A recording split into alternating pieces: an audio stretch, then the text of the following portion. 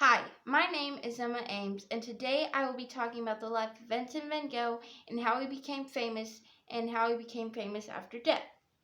What can we learn about Vincent van Gogh and how did painting help Vincent van Gogh when he was in his bipolar and manic depression stage? Vincent became an artist when his uncle introduced him to art at the age of 16 when they visited the Galapagos. He failed at being a preacher, which his dad wanted him to become, but he became an artist.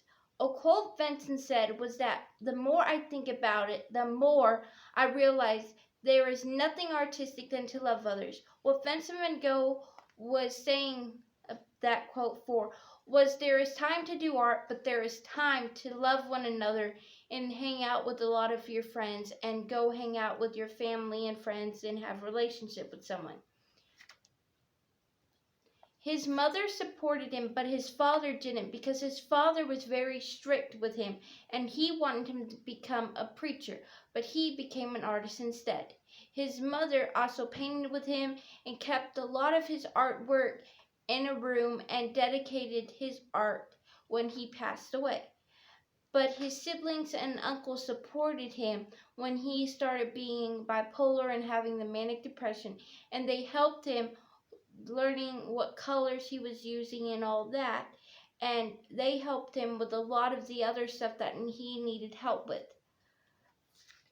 A quote that he also said was, "If you hear a voice within you say you cannot paint, that by all means paint, and that voice will be silent." What he meant by that was, if you have a voice in your head, do not listen to it and do what you want to do, and you can do it because you don't have to listen to that voice because it will be silent. He was diagnosed with manic depression, and even though his siblings and uncles helped him, he committed suicide in the year 1806 at the age of 25 or 27. They don't really know. They just say 25 or 27 years old.